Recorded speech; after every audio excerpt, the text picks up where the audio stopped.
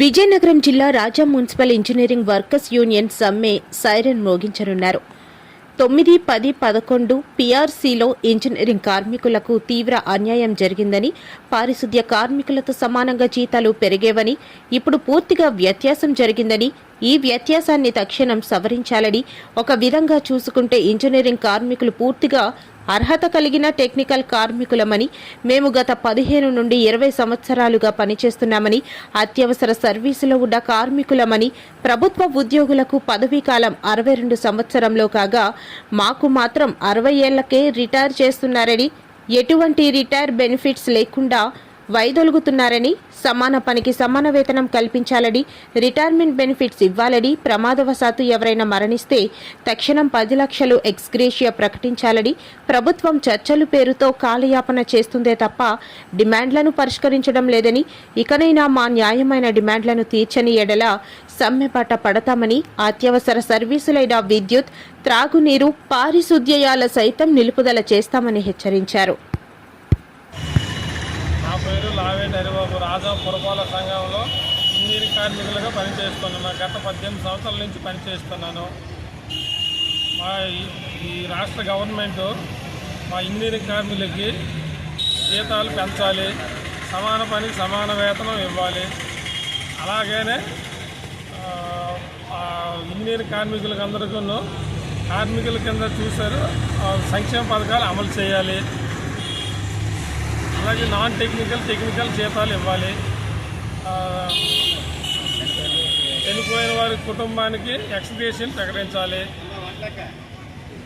HR పాలసీని అమలు చేయాలి. రిటైర్మెంట్ బెనిఫిట్స్ ఇవ్వాలి. Jaganmohan, AP municipal workers and employees federation రాష్ట్ర కమిటీ సభ్యులు, విజయనగరం. ఈరోజు ఇంజనీరింగ్ కార్మికులకి 9, 10, 11 టీఆర్సీలో తీవ్రమైనటువంటి అన్యాయం జరిగింది. పారిశుద్ధ్య కార్మికులతో సమానంగా గతంలో వేతనాలు పెరిగేవి. ఆ విధంగా కాకుండా ఈరోజు ఆ అన్యాయం జరగడం వల్ల ఈరోజు పారిశుద్ధ్య కార్మికులకి, ఇంజనీరింగ్ కార్మికులకి జీతభత్యాల్లో తీవ్రమైనటువంటి వ్యత్యాసం ఏర్పడింది.